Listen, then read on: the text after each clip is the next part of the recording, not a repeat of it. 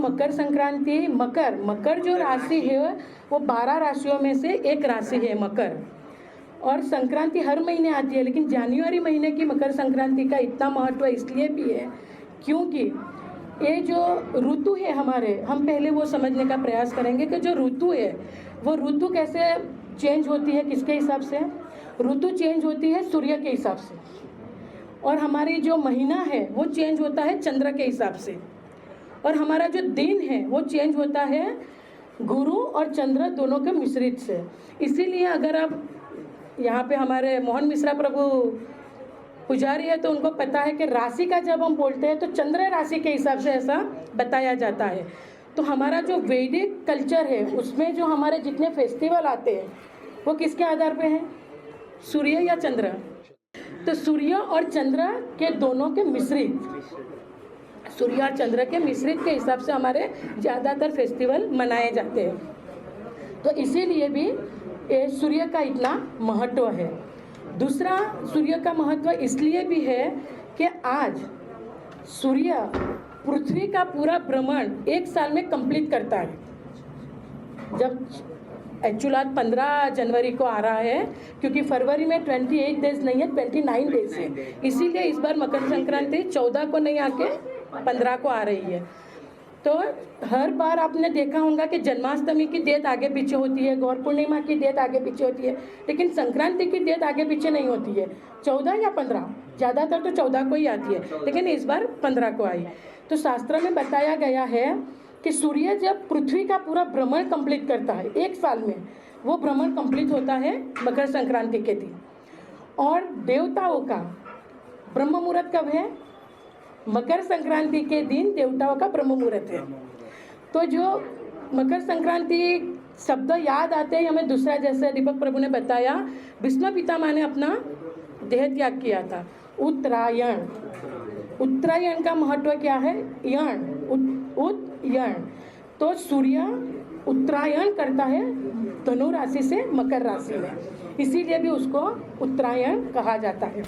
तो सूर्य अपना पूरा पृथ्वी का परिक्रमा कंप्लीट करता है और देवताओं के 6 महीने कंप्लीट होता है। तो जब देवताओं का 6 महीने, उत्तरायण और दक्षिणायन, ये 2 चीज़ समझना जरूरी है। जब हमारा 6 महीने खत्म होता है, पृथ्वी लोक के मनुष्य का 6 महीने खत्म होता है, तब देवताओं का कितना?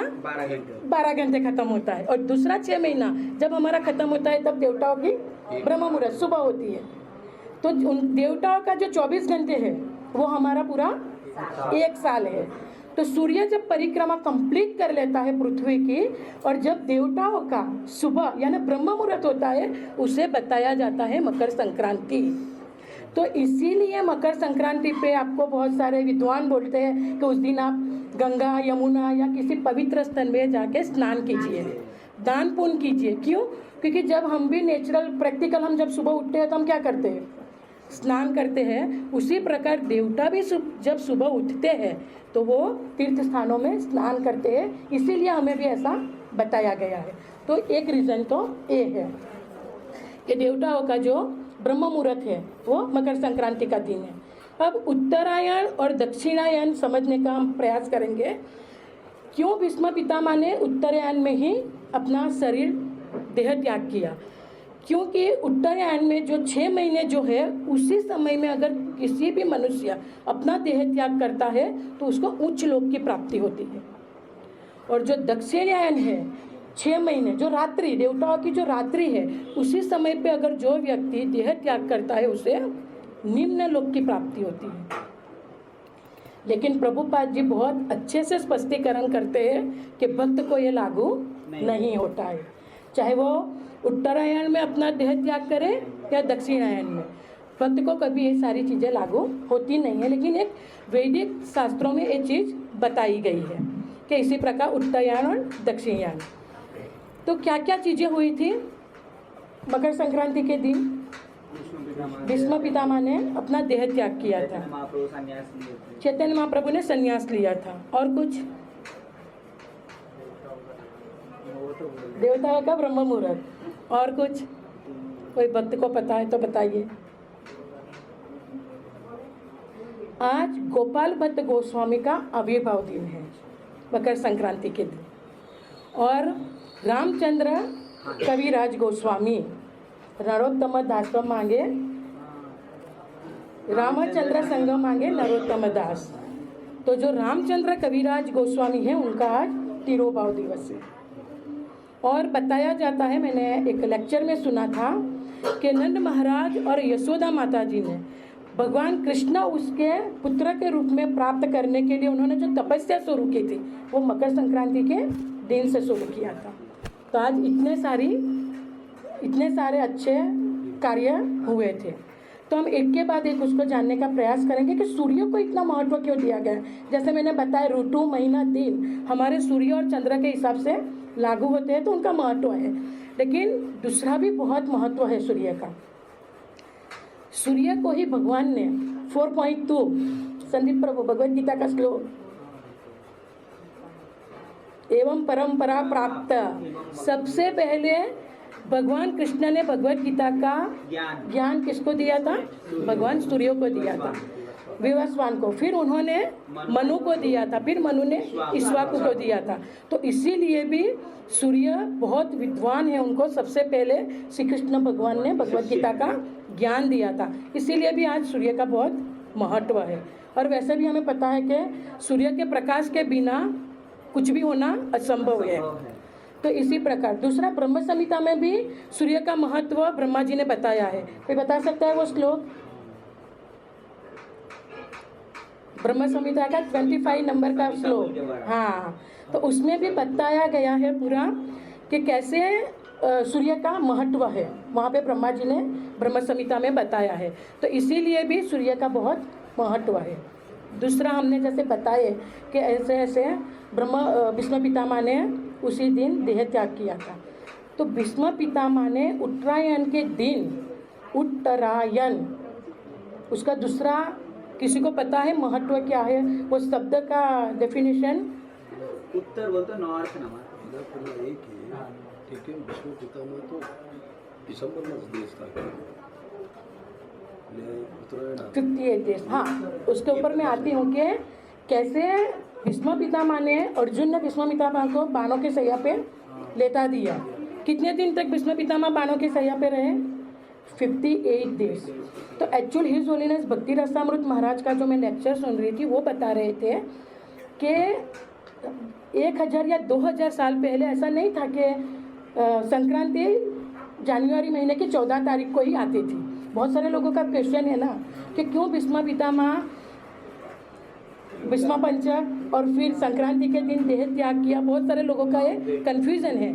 तो भक्ति रसामृत महाराज बता रहे थे कि 2000 साल पहले ऐसा नहीं था। तब दिसंबर में, नवंबर में भी संक्रांति आती थी। तो ये बेड है, इसीलिए ये जो दिन, 1 दिन 2 दिन एक्स्ट्रा हो जाता है तो 3 साल 2.5 साल में एक बार अधिक मास आता है। और इसी प्रकार 58 डेज भीष्म पितामह बाणों के सैया पे थे। तो ये दिनों का भेद है, इसीलिए आप उसको इस तरीके से आप समझ सकते हैं कि क्यों भीष्म पितामह ने मकर संक्रांति के दिन देह त्याग किया था। अब उत्तरायण शब्द का दूसरा अर्थ है जो हमारे आचार्य समझाते हैं, वो है उत्तरा। उत्तरा कौन थी?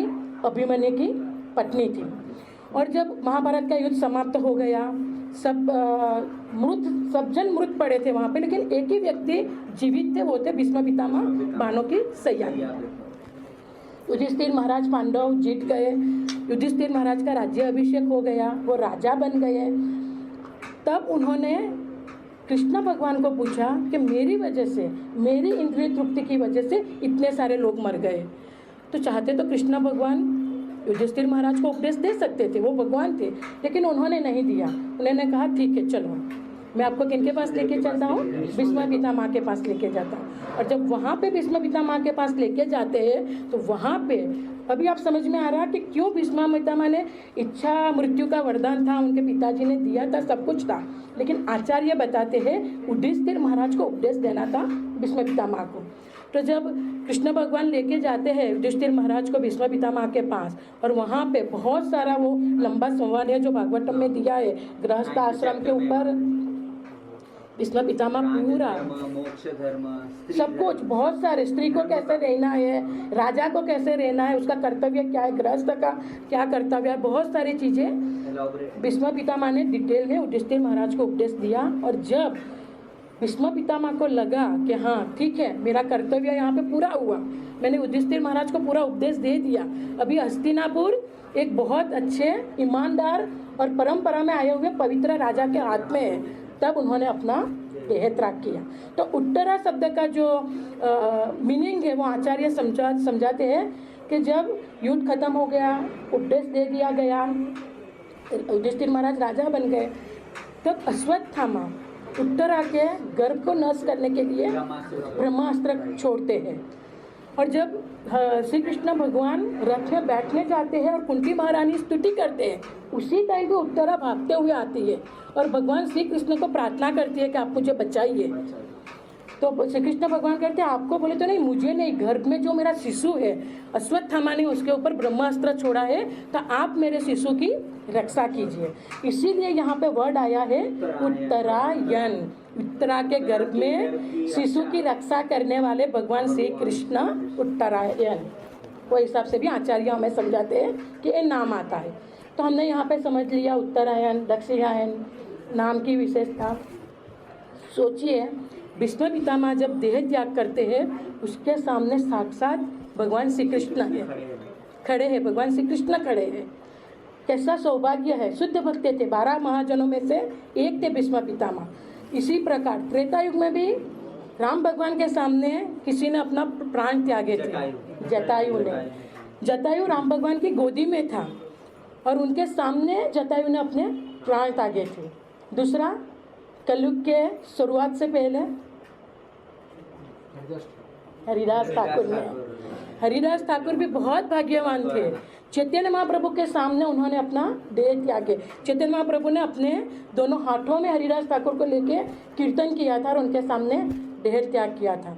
तो इसी प्रकार शास्त्र में बताया गया है, हमें समझाने के लिए, ये जो लीला सब हुई है वो हमें समझाने के लिए कि हम भी किस प्रकार कृष्ण कॉन्शियस का प्रैक्टिस करते हुए कैसे हमारा देह त्याग करने का हम प्रयोजन कर सकते हैं। इसीलिए हमें आचार्य भगवान ये सब लीलाओं के माध्यम से सिखाना चाहते हैं। तो ये हो गया।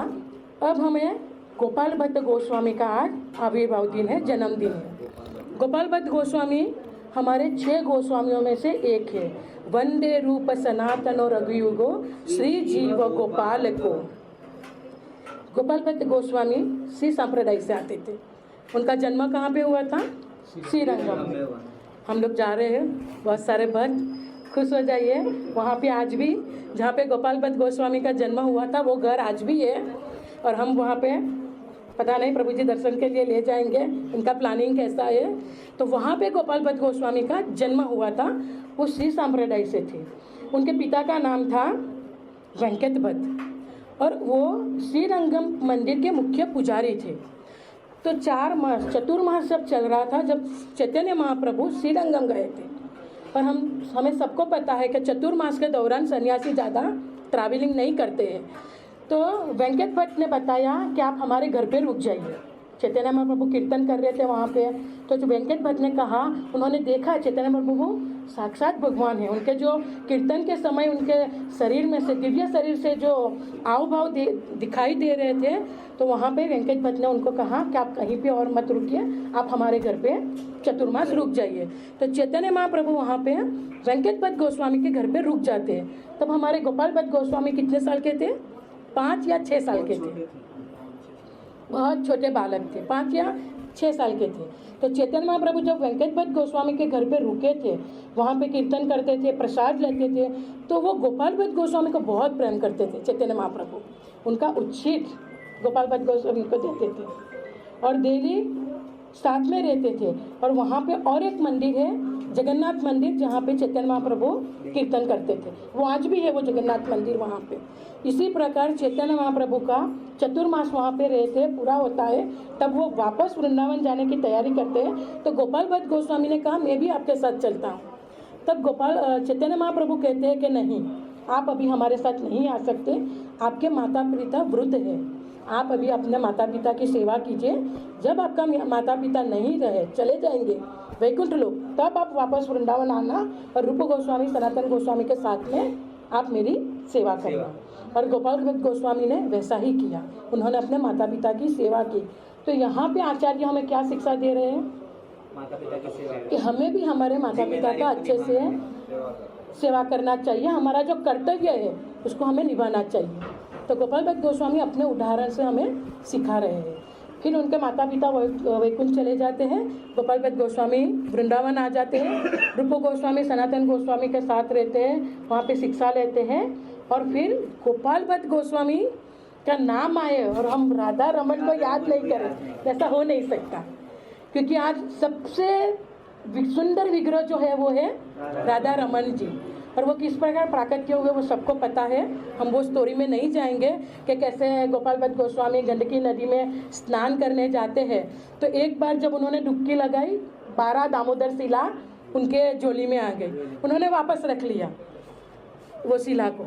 सेकेंड टाइम डुबकी लगाई, वापस वो 12 दामोदर शिला उनकी झोली में आ गई। फिर उन्होंने वापस गंडकी नदी में डुबकी लगाई और वो शिला वहाँ पे रख दिया। लेकिन तीसरी बार भी वो 12 की 12 दामोदर शिला वापस उनकी झोली में आ जाती है। तो फिर उनको लगा कि नहीं, भगवान मुझसे सेवा करवाना चाह रहे हैं, और वो पूरे 12 जो शिला है वो लेके वृंदावन आ जाते हैं। और एक दिन वहाँ पे एक राजा आते हैं, तो वो बहुत सारे अच्छे अच्छे श्रृंगार सब ब्रिटिश को देते हैं। तो राधा अपने गोपाल भट्ट गोस्वामी को होता है कि काश मेरे पास भी विग्रह होते हैं तो मैं अच्छा अच्छा श्रृंगार श्री विग्रह को कर सकता था। तो जब वो स्नान करके आते हैं तो वो जो 12 शालिग्राम शिला थी, दामोदर शिला, वो बहुत अच्छे सुंदर राधा रमन विग्रह में परिवर्तन हो जाते हैं और फिर गोपाल भट्ट गोस्वामी उनका श्रृंगार करते हैं। तो राधा रमन का इतना अच्छा सुंदर विग्रह का दर्शन हमें गोपाल भट्ट गोस्वामी की वजह से प्राप्त है। दूसरा है रामचंद्र कविराज गोस्वामी, जिनका आज तिरुभाव दिवस है। तो रामचंद्र कविराज गोस्वामी कहाँ के थे? उनका जन्म नवद्वीप में हुआ था। नवद्वीप में उनका जन्म हुआ था और उनके पिताजी का नाम था चिरंजीवी सेना, कुछ उनका नाम, चिरंजीवी सेना उनके पिता का नाम था। सुनंदा उनकी माता का नाम था। वो पहले आनंद नगर में रहते थे, लेकिन बाद में वो कहाँ पे आ जाते हैं? श्रीखंडी। मुझे नहीं पता कितने भक्त वहाँ पे गए हैं मायापुर में। बहुत साल पहले हमें गुरु महाराज यात्रा में श्रीखंडा ले गए थे। बहुत ही सुंदर स्थल है, बहुत ही।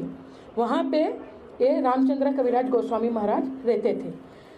लेकिन जब उनके पिताजी की मृत्यु हो गई तो रामचंद्र कविराज गोस्वामी चले गए अपने नाना जी के पास, और उनके जो नाना जी थे वो दुर्गा जी के उपासक थे।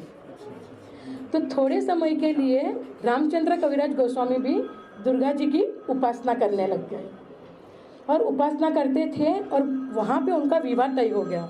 उनका विवाह बहुत एक अच्छी माता जी के साथ उनका विवाह तय हो जाता है।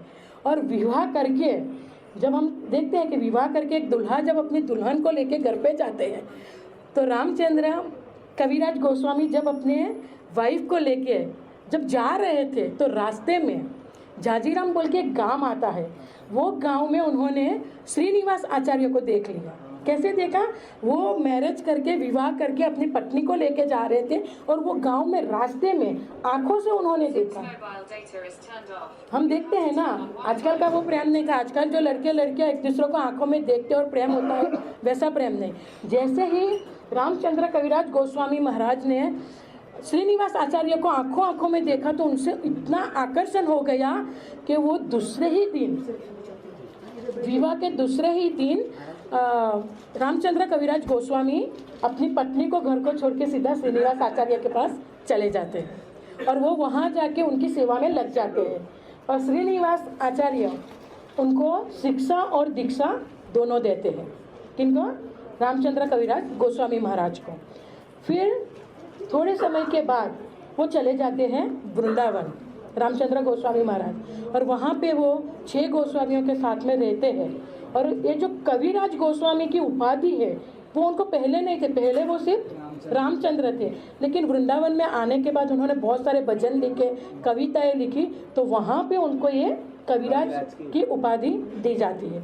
बाद में वो वृंदावन में थोड़े समय के लिए रुकते हैं, फिर थोड़े समय के बाद वापस गौड़ देश नवद्वीप आ जाते हैं। नवद्वीप जब वो आ गए तब वहाँ पे नरोत्तम दास ठाकुर थे। नरोत्तम दास ठाकुर ने बहुत बड़ा एक उत्सव किया था खेतूरी गांव में। जब नरोत्तम दास ने खेतूरी गांव में बहुत बड़ा उत्सव किए तब हमारे रामचंद्र कविराज गोस्वामी भी उसमें भाग लिए थे। अब एक राजा था जिनका नाम था गंगाराज राजा। उनके पास उनका एक विद्वान था जिसका नाम था रूपनारायण। ये जो रूपनारायण विद्वान था ना, वो नरोत्तम दास ठाकुर को हराना चाहता था कि मेरे से बड़ा विद्वान और कोई नहीं है, तो वो नरोत्तम दास ठाकुर से डेबिट करना चाहता था। तो उन्होंने सोचा ठीक है मैं वहाँ पे जाता हूँ और नरोत्तम दास ठाकुर को परास्त करता हूँ। तो ये बात जब ये रामचंद्र कविराज गोस्वामी को पता चलती है तो उन दिनों जब आपको कुछ भी सामान खरीदना होता था तो पान सुपारी जो जगह पे मिलता था वही दुकान में आपको दूसरी सारी चीज़ें भी मिल जाती थी। तो ये रूपनारायण का जो शिष्य है वो दुकान में कुछ सामान खरीदने के लिए जाता है। तो रामचंद्र और उनका दूसरा भाई गोविंद राज, ये दोनों मिलके रूपनारायण का जो शिष्य था ना उनको हरा देते हैं बातों में। तो ये शिष्य जाके रूपनारायण को बोलता है कि उन्होंने मुझे बातों में हरा दिया।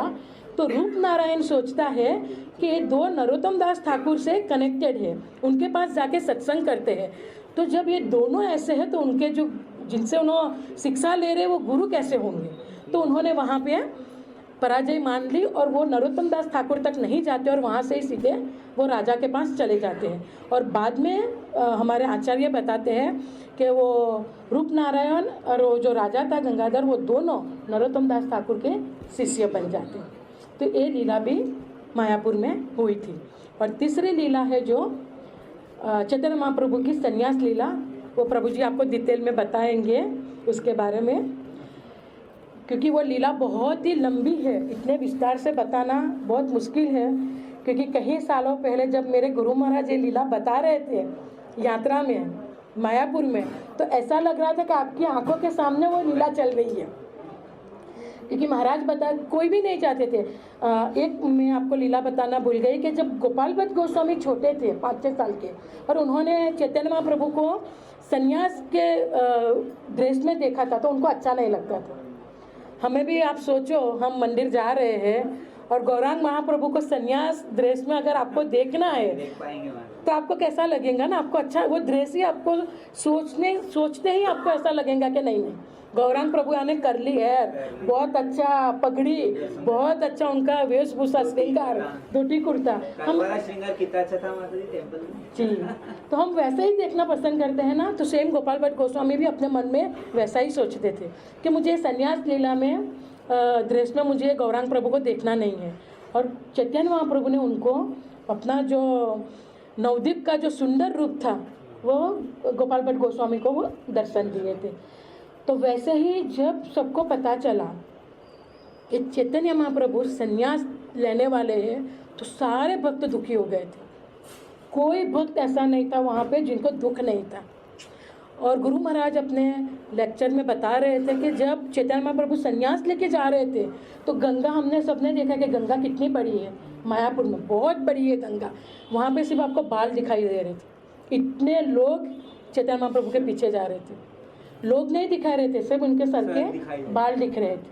इतने लोग चैतन्य महाप्रभु को फॉलो कर रहे थे कि हम भी आपके साथ में आएंगे, आप संन्यास लेके जा रहे तो वो जो कटवा में चैतन्य महाप्रभु का संन्यास दीक्षा हुआ था मकर संक्रांति के दिन, तो वो जो नाई था जिन्होंने चैतन्य महाप्रभु का मधु पंडित जिन्होंने चैतन्य महाप्रभु का मुंडन किया था, वो उन्होंने बाद में वो नाई का काम ही छोड़ दिया था और वो भक्त बन गया था और मिठाई की दुकान खोल दी थी उन्होंने। तो आप सोचिए लोग कितने दुखी थे। और उनकी पत्नी विष्णु प्रिया जो बहुत ही कम उम्र के थे, जिनको छोड़ के चैतन्य महाप्रभु ने संन्यास ले लिया था।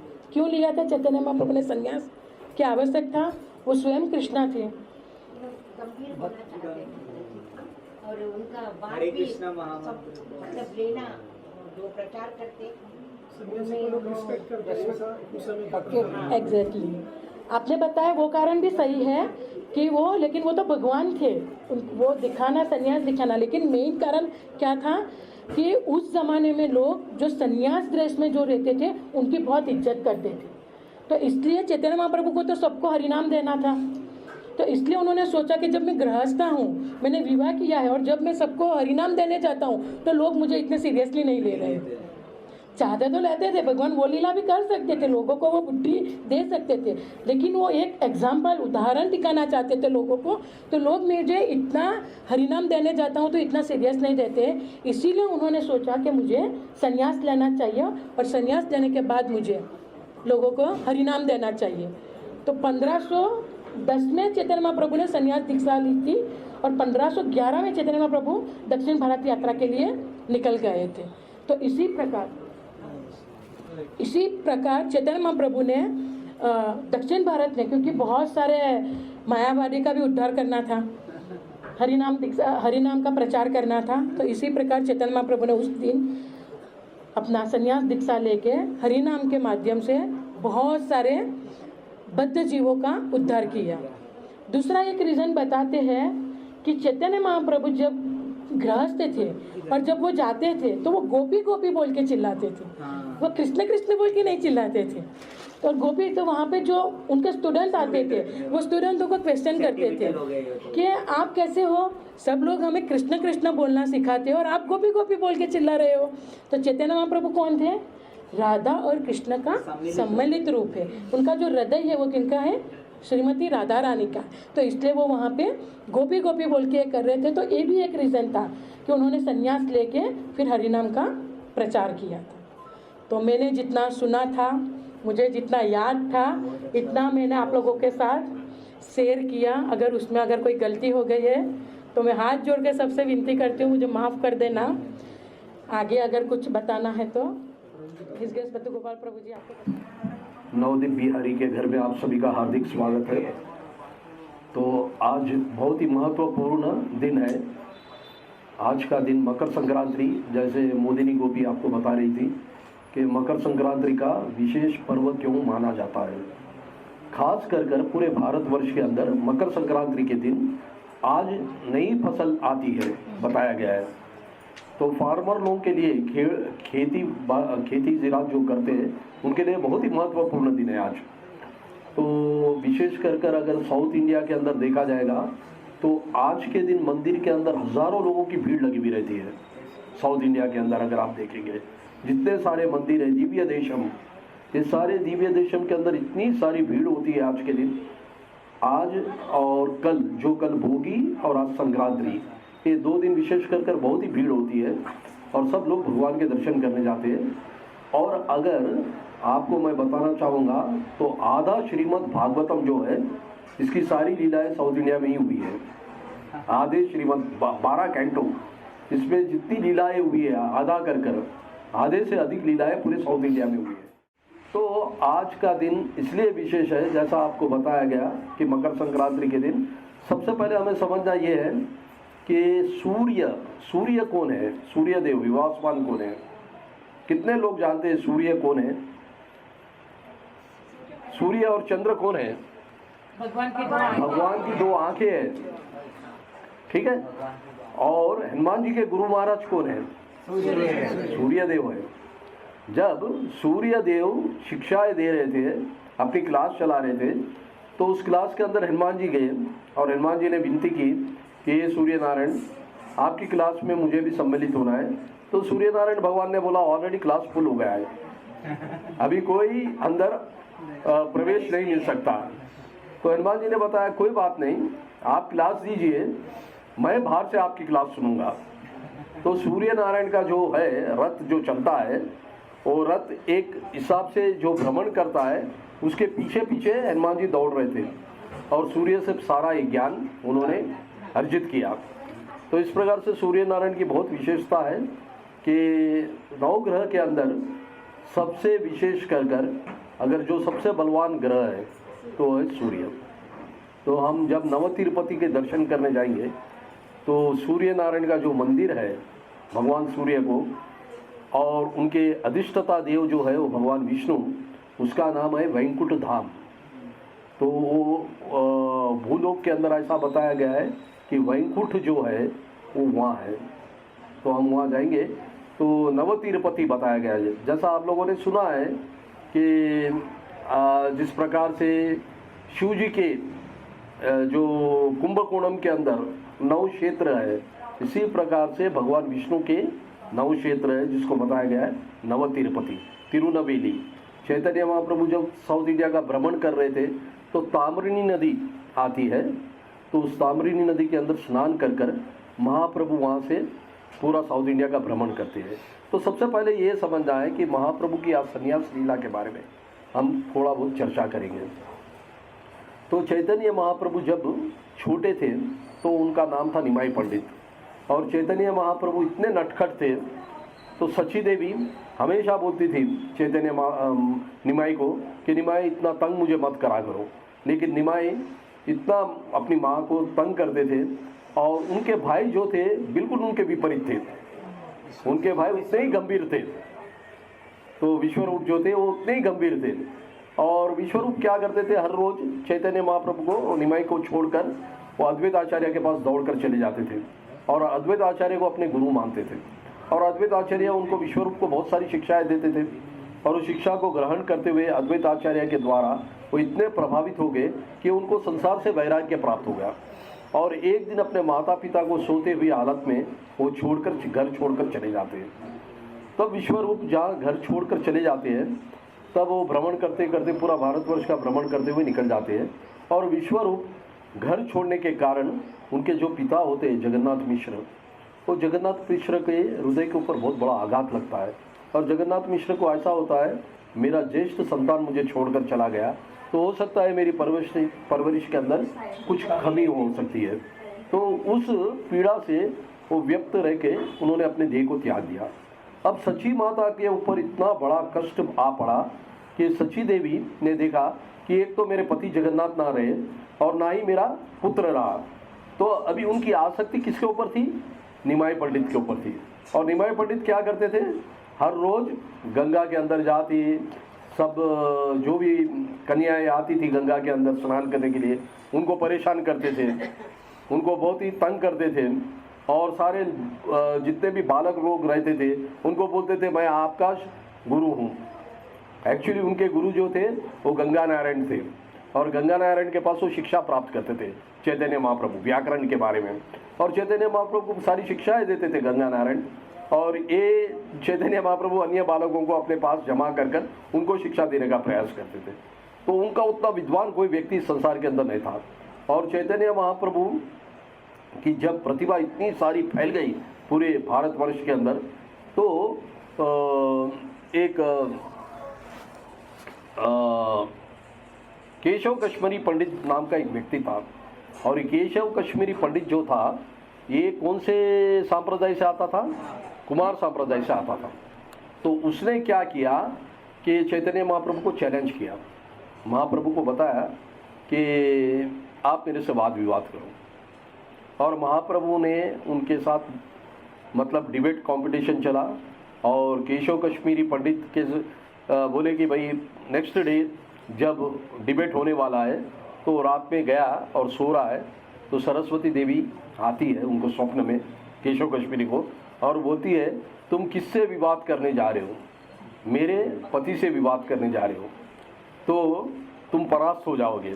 तो इस प्रकार से हम समझ सकते हैं कि चैतन्य महाप्रभु स्वयं भगवान श्री कृष्ण थे, तो केशव कश्मीरी उनके सामने परास्त हो जाता है। तो इस प्रकार से महाप्रभु की बहुत सारी लीलाएं होती है। तब महाप्रभु देखते हैं कि महाप्रभु का विवाह करा दिया गया था, और उनका जब पहला विवाह हुआ था वो लक्ष्मी प्रिया देवी के साथ। और लक्ष्मी प्रिया देवी का सर्प के डसने के कारण उनका मतलब देह त्याग देती है। उसके बाद पुनः उनका विवाह करने के लिए उनकी माँ बहुत ही ललायित रहती है कि मेरा पुत्र का विवाह हो जाए, मेरा पुत्र का विवाह हो जाए। और महाप्रभु का कोई मतलब इंटरेस्ट नहीं था विवाह करने के लिए, लेकिन जब उनकी माताएं निरंतर उनको बोलने लगी, तब चैतन्य महाप्रभु उनकी माँ की आज्ञा का पालन किया और उनका विवाह होता है विष्णु प्रिया देवी के साथ। और विष्णु प्रिया देवी के साथ जब उनका विवाह होता है, तब एक दिन चैतन्य महाप्रभु के मन में आता है। अब इधर दो इंटरनल रीज़न है, शास्त्र में बताए, आचार्य बताते हैं महाप्रभु ने क्यों संन्यास लिया। जब चैतन्य महाप्रभु इस संसार के अंदर अवतरित हुए, उसके पीछे मुख्य कारण क्या है? किनके बुलाने पर चैतन्य महाप्रभु इस संसार के अंदर आए? जब अद्वैत आचार्य निरंतर शांतिपुर के अंदर गंगा के तट के ऊपर श्री शालिग्राम शिला जी के ऊपर हर रोज गंगा जल और तुलसी दल से भगवान को आह्वान कर रहे थे कि आप कलयुग के अंदर कृपया आइए, आपने अपनी लीला सारी समाप्त कर दी है, जो आपने लीला की थी द्वापर के अंदर, और आप चले जाने के बाद इतने सारे मायावादी और इतने सारे मतलब देवी देवताओं के अंदर, भूत प्रेत के अंदर सब विश्वास करने वाले लोग इतने सारे बढ़ गए हैं। तो महाप्रभु को उन्होंने आह्वान किया, भगवान कृष्ण को, कि आप आइए इस संसार के अंदर। तब चैतन्य महाप्रभु एक दिन, ये और एक लीला है, चैतन्य महाप्रभु जब मतलब भगवान श्री कृष्ण वैकुंठ के अंदर थे, अपने गोलोक वृंदावन धाम में थे, और राधा रानी नहीं थी और भगवान लीला कर रहे थे। तो राधा रानी एकदम आ जाती है और देखती है भगवान को, और वहाँ जो नदी होती है, मतलब वो आगे चलकर नदी बनकर आती है राधा रानी के श्राप के कारण। तो ऐसा उस प्रकार से श्राप मिलता है। और महाप्रभु जब बताते हैं, मतलब कृष्ण बताते हैं कि हे राधा, मैं इस संसार के अंदर जाऊंगा, पुनः मैं भूतल के ऊपर प्रकट होऊंगा। तब वो बोलते हैं कि आप भी चलो मेरे साथ। तो अब चैतन्य भगवान कृष्ण बोलते हैं कि मैं इस पृथ्वी लोक के ऊपर अवतरित होऊंगा। तब राधा रानी बोलती है कि नहीं, मैं नहीं आऊँगी जब तक बोले गोवर्धन, और गोवर्धन के साथ कौन, यमुना, और यमुना के साथ कौन, वृंदावन धाम प्रकट नहीं होगा तब तक नहीं आऊँगी। तो भगवान ने वो ऑलरेडी बता दिया कि मैं ये सब प्रकट हो गए। और भगवान की लीला, वृंदावन लीला हम सबने सुनी है कि किस प्रकार से होती है, और बाद में किस प्रकार से भगवान अपना मतलब लीला समाप्त कर कर इस संसार से अंतर्ध्यान हो जाते हैं। तब चैतन्य महाप्रभु का रूप प्रकट कर कर चैतन्य महाप्रभु ये सोचते हैं, भगवान कृष्ण ये सोचते हैं कि राधा रानी क्यों मुझे इतनी प्रिय है, तो मैं राधा का आस्वादन करने के लिए, मतलब राधा का सम्मिलित रूप का आस्वादन करने के लिए मैं इस संसार के अंदर प्रकट होगा। तब चैतन्य महाप्रभु संसार के अंदर प्रकट होते हैं।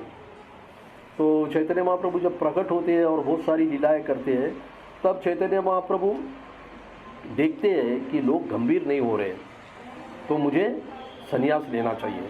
सबसे पहला ये 2 रीज़न है जो इंटरनल रीज़न बताया गया है।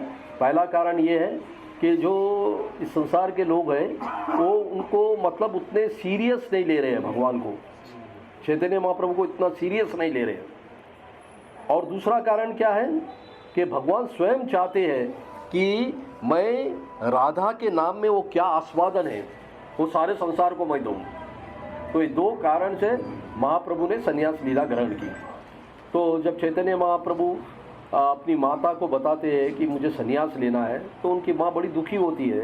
वो बोलती है पहले तुम्हारे पिता चले गए, उसके पश्चात तुम्हारा ज्येष्ठ भाई चले गया, अब तुम जाना चाहते हो तो मेरा सहारा कौन रहेगा, और तुम्हारी ये जो पत्नी है विष्णुप्रिया उसका क्या होगा। तब महाप्रभु बताते हैं उनको कि अपनी माँ को आश्वस्त करते हैं कि नहीं मुझे जाना है।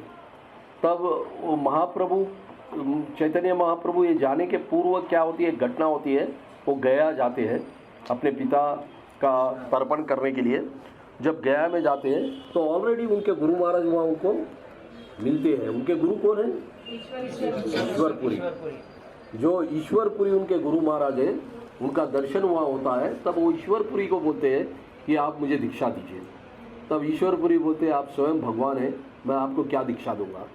सबसे पहले ये समझना है, ईश्वरपुरी के साथ उनके 3 जो भाई है, ईश्वरपुरी किनके शिष्य हैं, माधवेंद्रपुरी, और माधवेंद्रपुरी के 3 शिष्य हैं, बहुत ही प्रतिभाशाली शिष्य। ये 3 शिष्य कौन है, एक है नित्यानंद प्रभु, दूसरे है ईश्वरपुरी, और तीसरे कौन है, परमानंदपुरी भी है, और एक कौन है, और एक बहुत ही फेमस पर्सनालिटी है, कौन है, अद्वैत आचार्य।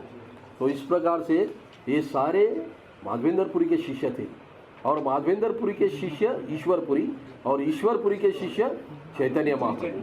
तो ऑलरेडी वैष्णव संप्रदाय से चैतन्य महाप्रभु की दीक्षा तो हो चुकी थी, लेकिन संसार को बताने के लिए कि उस समय पे भारती जो सरनेम है इसका बहुत ही भारतवर्ष के अंदर प्रचलन था कि भारतीय संप्रदाय। तो चैतन्य महाप्रभु जब जाते हैं कटवा एक दिन रात में, तब वो सबसे निकट में अपनी माता को पैसिफाई करने का प्रयास करते हैं, आश्वस्त करने का प्रयास करते हैं। माँ जब नहीं सुनती है तो वो अपने मौसे के पास जाते हैं, और उनके मौसा कौन है, चंद्रशेखर। उनके जो मौसा मतलब सचिप्रिया के दीदी के हस्बैंड जो है वो चंद्रशेखर, उनके पास जाते हैं, और चंद्रशेखर उनको समझाते हैं कि ठीक है इनको जाने दो, ये जाना चाहता है तो इनको आप रोक नहीं सकते। तब चंद्रशेखर और उनके साथ नित्यानंद प्रभु और श्रीवास ठाकुर, स्वयं नारद मुनि और नित्यानंद प्रभु, इतने लोग चैतन्य महाप्रभु की संन्यास लीला में जाते हैं कटवा। जब कटवा पे जाते हैं और महाप्रभु के केश, उसका वर्णन क्या कर सकते हैं, इतने सुंदर केश थे महाप्रभु के। उस केश को देखकर सारी संसार आकर्षित हो जाता था। उतने सुंदर केश को जब ये नाई काट रहा था तो पूरा मतलब ऐसा बताया जाता है कि जो कटवा गांव है वो सारे लोगों से भर चुका था और सब लोग ऐसे रो रहे थे महाप्रभु का जब मुंडन हो रहा था, उस लीला को देखकर सब रो रहे थे। तो इस प्रकार से महाप्रभु वहाँ से जब संन्यास ग्रहण कर कर आते हैं तब महाप्रभु जाना चाहते हैं वृंदावन। तो महाप्रभु जब वृंदावन जाना चाहते हैं तो सची माता उनको कहती है कि तुम वृंदावन मत जाओ, अगर तुम्हें जाना ही है तो तुम जगन्नाथपुरी जाओ। तो महाप्रभु बोलते हैं नहीं, मैं वृंदावन जाऊंगा। तो नित्यानंद प्रभु को सची माता बोलती है कि इनको समझाओ। तो नित्यानंद प्रभु क्या करते हैं, ट्रिक से उनको गंगा यमुना बताते हैं और सीधा उनको शांतिपुर ले जाते हैं। और शांतिपुर में देखते हैं अद्वैत आचार्य, इसके पीछे भी आचार्य बताते हैं कि रीज़न है चैतन्य महाप्रभु क्यों शांतिपुर गए थे, क्योंकि सची माता ने बहुत बड़ा अपराध किया था अद्वैत आचार्य के प्रति। सची माता के हृदय में था ऑलरेडी मेरा एक पुत्र जो घर छोड़कर गया है उसका कारण अद्वैत आचार्य है, और दूसरा पुत्र भी जो जा रहा है उसका कारण भी अद्वैत आचार्य है। तो बहुत बड़ा वैष्णव अपराध उन्होंने किया। और चैतन्य महाप्रभु ने कहा अपनी माँ को, मैं तुम्हें तब तक माँ नहीं बोलूँगा जब तक तुम इस अपराध से मुक्ति प्राप्त नहीं करोगी। तो अगर जब हम किसी वैष्णव के प्रति अपराध करते हैं तो उसी वैष्णव के चरणों में जाकर हमें क्षमा याचना करनी पड़ती है, तभी जाकर हम वैष्णव अपराध से हम मुक्त हो सकते हैं। तो यहाँ लीला ये थी कि नित्यानंद प्रभु और चैतन्य महाप्रभु चाहते थे कि किसी प्रकार से वो शांतिपुर जाए। और शांतिपुर में जब अद्वैत आचार्य वहाँ खड़े हुए दिखते हैं तो ये बोलते हैं कि आप मुझे कहाँ लेके आए, मैं तो वृंदावन जाना चाह रहा था और आप लोगों ने मुझे कहाँ लेके आया, तो ये तो शांतिपुर है। तो वहाँ वो देखते हैं, सची माता को देखते हैं, अपनी माँ को, और महाप्रभु सची माता को देखकर दंडवत करते हैं और बड़े प्रसन्न होते हैं। तब सची माता को महाप्रभु देखना चाहते हैं कि सची माता अब क्या कर रही है। तब सची माता बड़ी दुखी होकर अद्वैत आचार्य उनके चरणों में गिरती है और क्षमा याचना मांगती है। तब महाप्रभु उन्हें क्षमा करते हैं और महाप्रभु बोलते हैं कि अब मैं यहाँ पुरुषोत्तम धाम के अंदर रहूँगा ताकि आपको मेरे बारे में सारे समाचार निरंतर प्राप्त होते रहे। तो इस प्रकार से महाप्रभु 24 वर्ष, उनकी आयु थी 48 वर्ष, 48 वर्ष के अंदर उन्होंने 24 वर्ष नवद्वीप के अंदर भ्रमण किया और बाकी के जो 24 साल थे उसके अंदर उन्होंने, कुछ बताया जाता है 1.5 से 2 साल के अंतराल के अंदर उन्होंने साउथ इंडिया का भ्रमण किया और कुछ समय वृंदावन गए और ऐसा सब करते हुए बाकी के जो अंत के समय थे, अंतिम जो वर्ष था, उन्होंने एक ही कमरे के अंदर राधा के विरह में अपना सारा समय मतलब वहीं व्यतीत किया।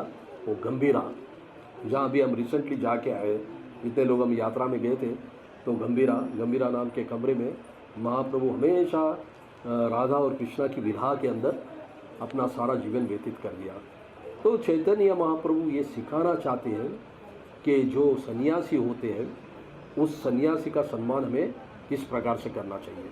तो सन्यासी भी बताया जाता है शास्त्र में 4 प्रकार के होते हैं, तो वो सन्यासियों के बारे में बताया गया है। लेकिन चैतन्य महाप्रभु के सन्यास जब लीला उन्होंने स्वीकार की तो उनको एक दंड प्राप्त हुआ, एक दंड। तो एक दंड लेकर वो जब चलते थे तो नित्यानंद प्रभु को अच्छा नहीं लगता था। क्यों बताया गया है, आचार्य बताते हैं एक दंड जो सन्यासी होता है वो मायावादी होता है, और नित्यानंद प्रभु नहीं चाहते थे कि चैतन्य महाप्रभु को कोई मायावादी कहे।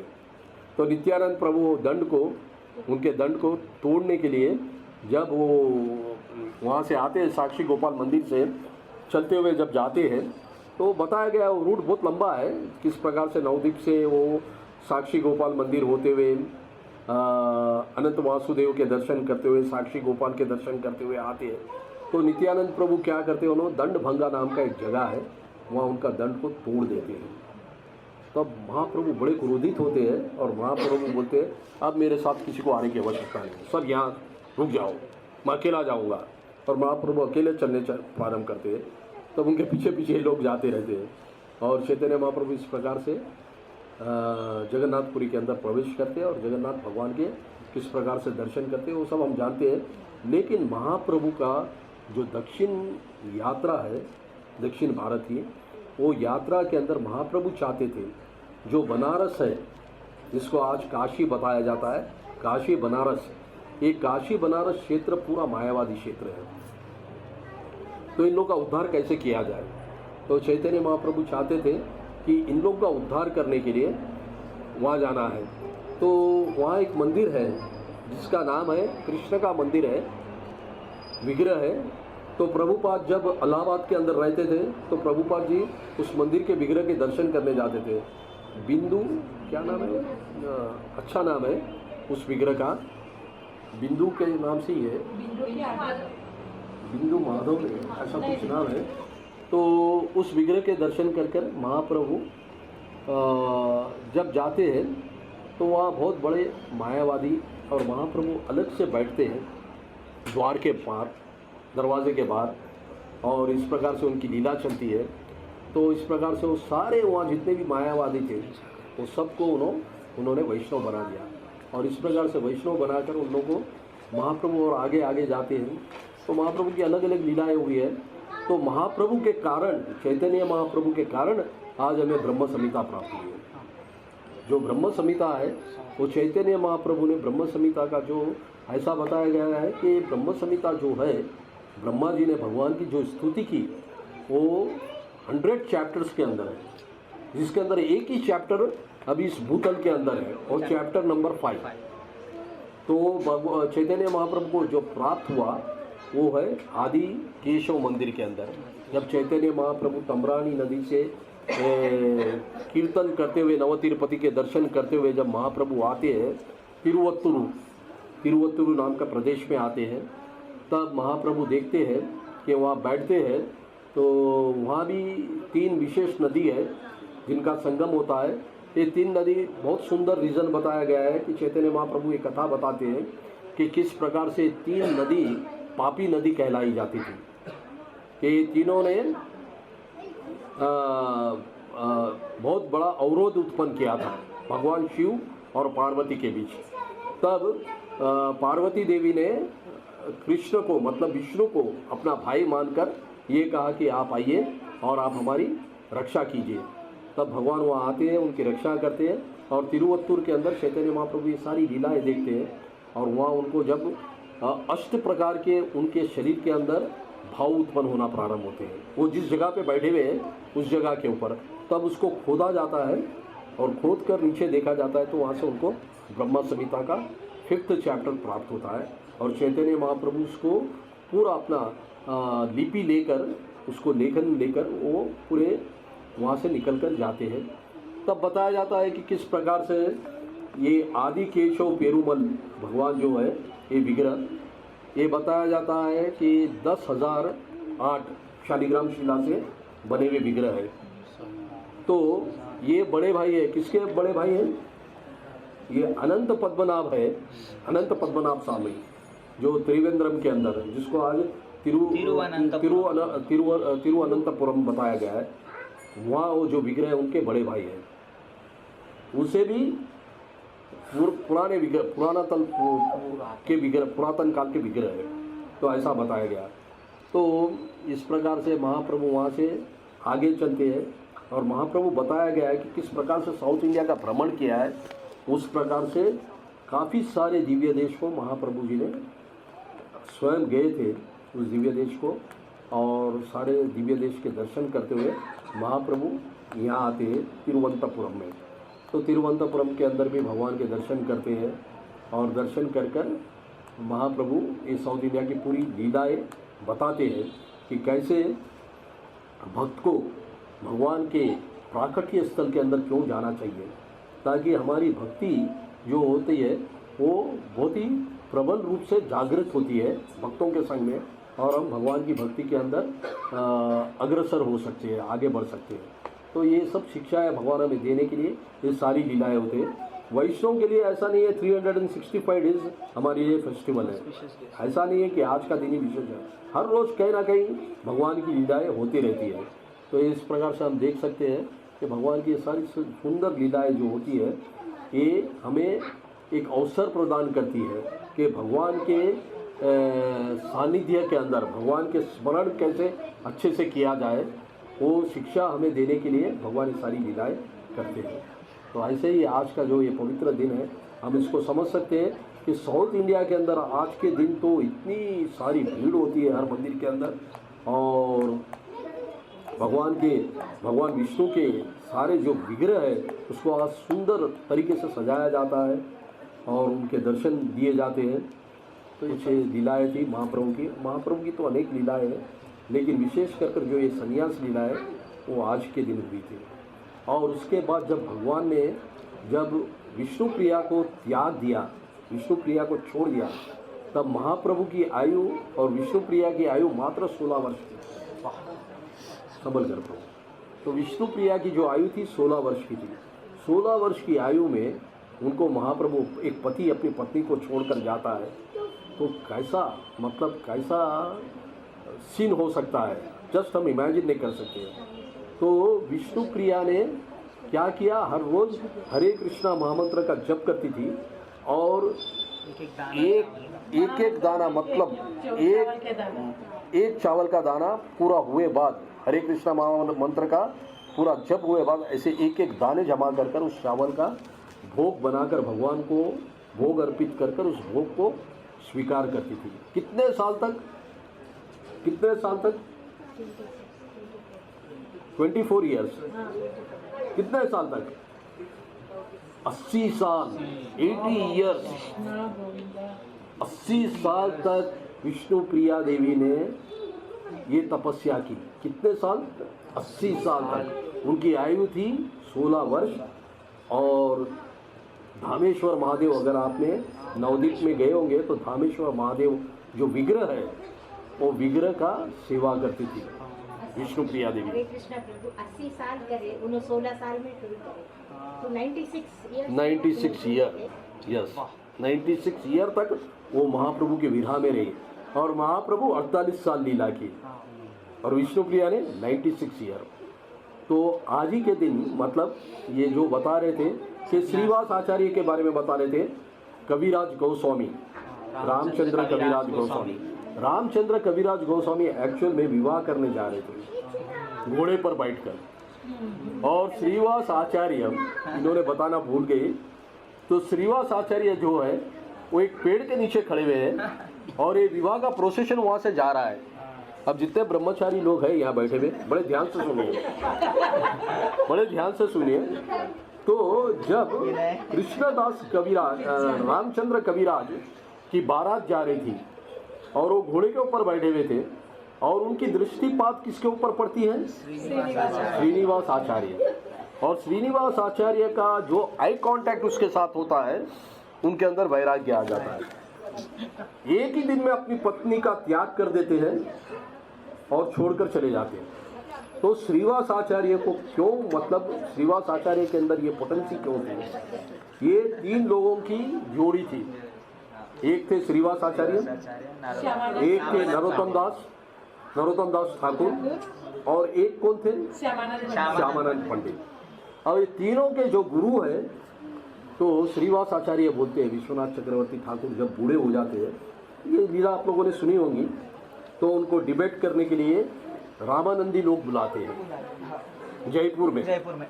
राधा गोविंद देव का विग्रह है जयपुर के अंदर, और गोविंद देव के विग्रह के साथ राधा रानी का विग्रह लगाने के लिए डिबेट होता है।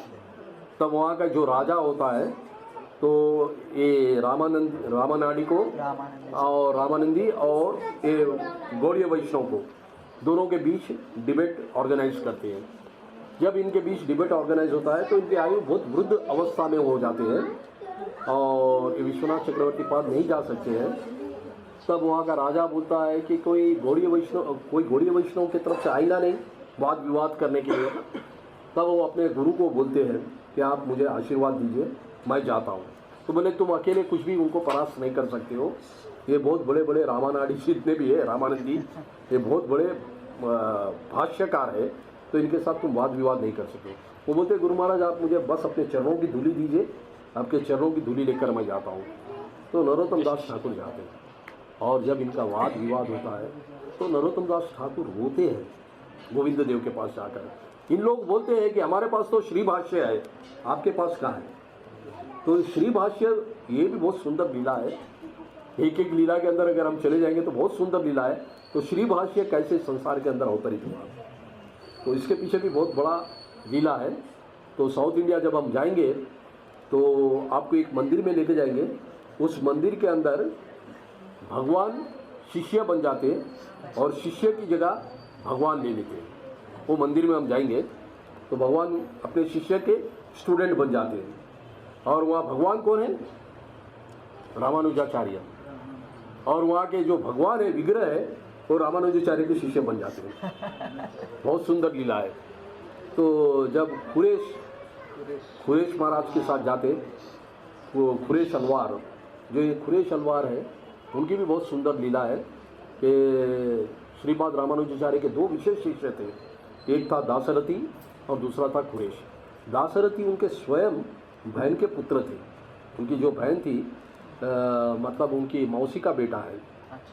तो इस प्रकार से वो तो उनके परिवार से ही था दाशरथी, लेकिन दाशरथी से विशेष कर लगाव अगर श्रीपाद रामानुजाचार्य का था तो खुरेश से था।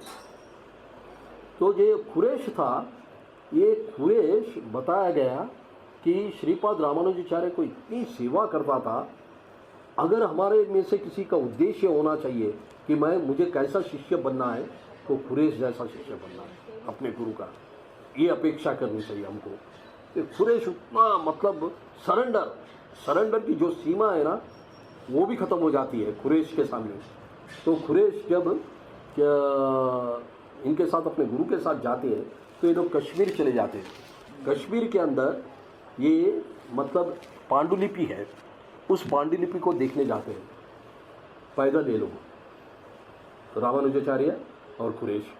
तो वहाँ का राजा बोलता है कि भाई ये हमारे इन लोगों के पास है लाइब्रेरी में, तो आप लाइब्रेरी में सिर्फ उसको देख सकते हैं, आप उस पुस्तक को, पांडुलिपियों को उठाकर ले नहीं जा सकते हैं। तो अब ये सोचने लगते हैं कि कैसे मैं भाष्य को लिखूँगा, श्रीपाद रामानुजाचार्य। तो देखते हैं और बड़े निराश होकर बाहर आते हैं, और जब उनके पीछे पीछे उनका शिष्य चल रहा है खुरेश महाराज, तो खुरेश को बोलते हैं कि हमारा कितना दुर्भाग्य है, हम यहाँ तक आए और पांडुलिपि प्राप्त नहीं कर सके। तो खुरेश बोलता है, गुरु महाराज आप चिंता क्यों कर रहे हैं, आपने जब पांडुलिपि एक एक पेज पलटा रहे थे तो हर पेज को मैंने कंठस्थ कर लिया है, अब आप लिखना प्रारंभ कीजिए, मैं बोलता हूँ। तो इस प्रकार से श्री भाष्य प्रकट हुआ इस संसार के अंदर। तो उन लोगों के पास तो भाष्य था, अब एक गौड़ीय वैष्णव के पास कोई भाष्य नहीं है। और विश्वनाथ चक्रवर्ती पाद जब नरोत्तम दास ठाकुर जब जाते हैं विश्वनाथ चक्रवर्ती पाद का आशीर्वाद लेकर और वाद विवाद करते हैं, तो उनके सामने सबसे बड़ा प्रश्न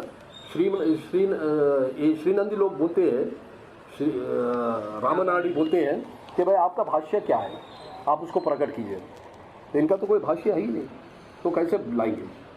तब वो बड़े बोलते हैं मुझे कुछ समय दीजिए कि मैं भाष्य को लेकर आऊँगा।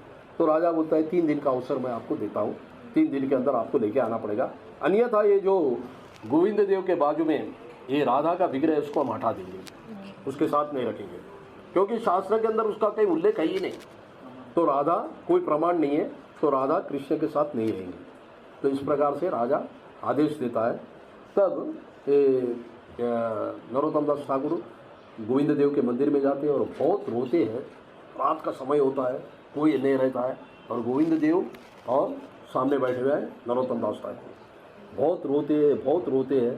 तब गोविंद देव के विग्रह से आवाज़ आती है, क्यों इतना बोले रुदन कर रहा है, क्या कारण है। तो बोले मेरे गुरु को मैंने वचन दिया था कि मैं उनकी लाज रखूँगा, और आज मैं उस मेरे गुरु की मतलब जो रेस्पेक्ट है, नरोत्तम दास ठाकुर के बलदेव विद्याभूषण सॉरी मैं कहाँ से कहाँ चले जा रहा हूँ। Baldev Vidyabhushan is the disciple of Narottam Das Thakur. Narottam Das Thakur का गुरु महाराज विश्वनाथ चक्रवर्ती पाद, तो बलदेव विद्याभूषण। तब बलदेव विद्याभूषण जाते हैं, तो एक कैसा हमारा ये गोविंद भाष्य आया, ये बताने के लिए मैं आपको स्टोरी बता रहा हूँ। तो बलदेव विद्याभूषण जब जाते हैं तो जाकर उनके साथ गोविंद देव वार्तालाप करते हैं, और एक रात के अंदर गोविंद देव पूरा भाष्य बताते हैं और ये पूरा लिखते हैं और ले जाके नेक्स्ट डे राजा के सामने प्रकट करते हैं। और श्री श्री रामानाड़ी जो होते हैं वो पूरे परास्त हो जाते हैं और उसके बाद राधा और कृष्ण की सम्मिलित सेवा प्रारंभ होती है। एक्चुअली राधा रानी जब पिक्चर में आती है ना, वो उसके कारण एक ही है। कौन है? हमारे एक आचार्य है जिनके कारण राधा रानी, मतलब उसके पहले मात्र कृष्ण की सेवा होती थी, राधा रानी की सेवा नहीं होती थी कृष्ण के साथ। उसके पीछे है माधवेंद्रपुरी। माधवेंद्रपुरी के कारण श्रीमती राधा रानी और श्री कृष्ण की सेवा प्रारंभ हुई। तो इस प्रकार से हमारा जो ये गोविंद भाष्य प्रकट हुआ वो बलदेव विद्याभूषण के कारण हुआ, और बलदेव विद्याभूषण को इस प्रकार से सबकी मर्सी प्राप्त हुई, और उस मर्सी के कारण, कृपा के कारण आज हमारा गोविंद भाष्य आया। तो इस प्रकार से जिस प्रकार से कुरेश को श्री भाष्य के अंदर उसका सबसे बड़ा रोल है कुरेश महाराज का, उसी प्रकार से गोविंद भाष्य के अंदर सबसे बड़ा रोल बलदेव विद्याभूषण का। तो इस प्रकार से लीला हुई और इस प्रकार से हमको हमारा भाष्य प्राप्त हुआ। तो आज का मतलब ये दिन में हम इसलिए ये सब हमारे आचार्यों को याद करते हैं। तो ये जो रामचंद्र कविराज जिसके बारे में बताया गया है, ये श्रीनिवास आचार्य है, ये लोगों ने ये किया, ये भजन जब आया, जो नील प्रेम धन करुणा प्रचुर, ये जो कोथा गेला आचार्य ठाकुर, तो ये जो भजन आया ये इन लोगों के वजह से आया। और ये जो तीन मेगा स्टार थे ये मूवमेंट के अंदर, एक थे श्रीनिवास आचार्य और दूसरे थे नरोत्तम दास ठाकुर और तीसरे थे श्यामानंद पंडित। तो ये तीनों के जो गुरु है, सबसे पहले बुक डिस्ट्रीब्यूशन जो सबसे पहला मैराथन स्टार्ट किया, ये तीनों के कारण हुआ।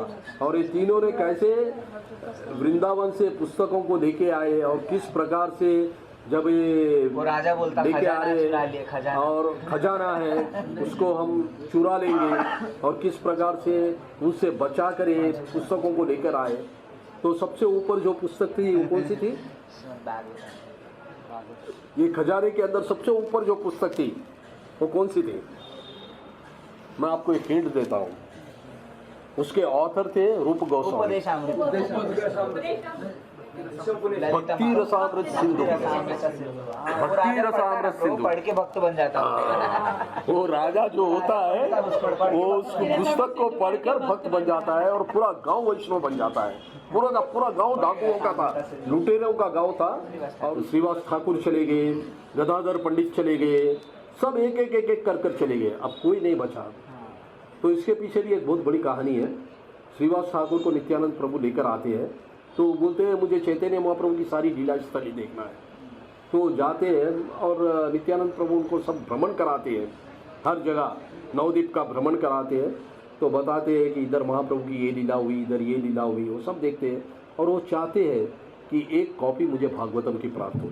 श्रीवास आचार्य चाहते हैं कि मुझे भी एक भागवतम की किताब प्राप्त हो, एक। और उस वक्त संसार के अंदर मात्र पूरे भारतवर्ष के अंदर 2 ही भागवतम सेट था।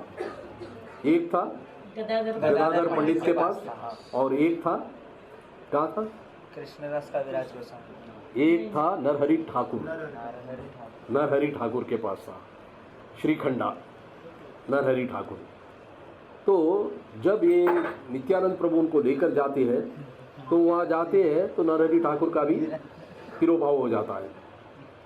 और उस गांव के अंदर एक छोटा सा बालक था, बहुत ही विख्यात, आगे चलकर वो उसका बहुत बड़ा नाम हो गया। कौन था? नरोत्तम दास ठाकुर। नहीं, नरोत्तम दास ठाकुर तो बांग्लादेश से नहीं, राजा वो के तो- बेटे थे ना। कौन था वो बालक जिसका पिता बोलता है उस बालक के नाम से मेरा गोपाल। और अभिराम ठाकुर मंगल द्वीप लेकर, मंगल छड़ी लेकर जिसी को भी टच करते हो, नॉन डिवोटी है तो उधर ही मर जाता है। तो जब पता चलता है कि अभिराम ठाकुर आ रहे हैं तो पूरा का पूरा गांव भाग जाता था, खाली हो जाता था, लेकिन गोपाल वहीं बैठे रहा।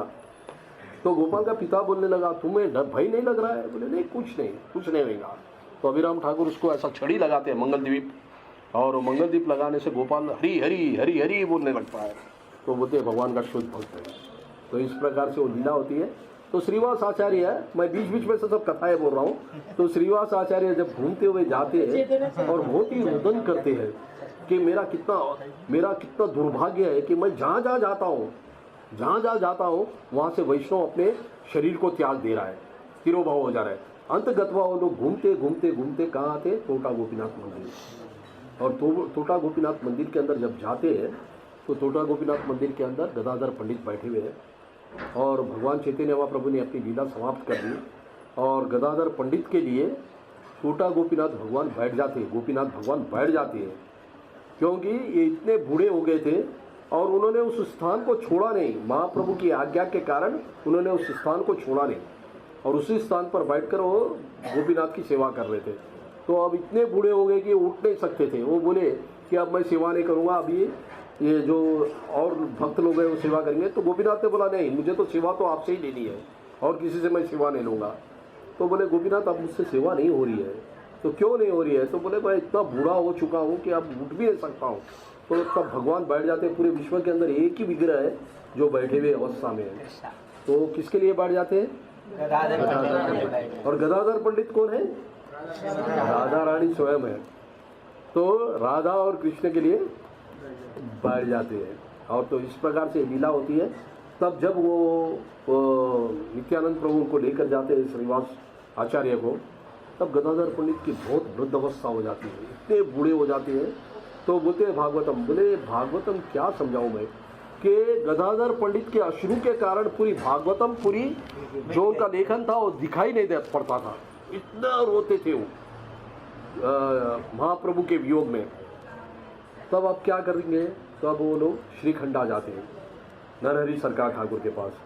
और तो इस प्रकार से ये श्रीनिवास आचार्य और ये जो नरोत्तम दास ठाकुर और श्यामानंद पंडित, ये तीनों के कारण ये मैराथन जो चालू हुआ बुक डिस्ट्रीब्यूशन, ये और इन्हीं के कारण चैतन्य महाप्रभु की जो लीला हुई गौर पूर्णिमा, इसके पीछे भी इन लोगों का ही रोल है। ये खेतुरी ग्राम में जब जाते हैं और अंडर द गाइडेंस ऑफ जानवा देवी ये लोग पूरा मतलब ऑर्गेनाइज करते हैं और फर्स्ट फेस्टिवल जो होता है गौर पूर्णिमा फेस्टिवल, वो खेतुरी ग्राम में होता है और वहाँ से सारे विश्व के अंदर वो फैलता है। तो ऐसी सारी बहुत सारी लीलाएं हैं। तो हम कुछ आज इस लीलाओं का आस्वादन किए। हो सकता है मेरे बताने में त्रुटियाँ बहुत सारी हो, तो ये सारी लीलाएं हैं। तो हम देख सकते हैं कि आज और एक चीज़ आपको बताना भूल गए। आज के दिन क्या हुआ? गंगा जी सागर से जाकर मिली, गंगा जी। तो आज ही का दिन है गंगा सागर मेला। बहुत बड़ा मेला होता है, बहुत बड़ा मेला होता है। गंगा सागर, तो गंगा सागर मेला आज ही के दिन होता है। तो गंगा को इस संसार के अंदर अवतरित करने वाला कौन था? भगीरथी। और भगीरथी के कारण गंगा जब इस संसार के अंदर अवतरित होती है, वामन देव ने तो खाली अपना पैर टच किया और गंगा वहाँ से प्रवेश हुई। लेकिन गंगा का धार को, गंगा के मतलब जो वेग को धारण करने वाला कोई बहुत ही बलशाली व्यक्ति चाहिए। तो शिव जी ने अपनी जटा में गंगा को धारण किया और किस प्रकार से गंगा चलते चलते गई और सारे इनके पूर्वजों को, जितने भी इनके पूर्वज, उनके सबका उद्धार की गंगा ने। तो गंगा देवी आज ही के दिन सागर के अंदर गंगा सागर से मिलती है। तो आज का दिन उस कारण भी बहुत इम्पोर्टेंट है। आज बहुत बड़ा मेला लगता है, बोट में जाना पड़ता है, गंगा सागर मेला। तो वो भी आज ही के दिन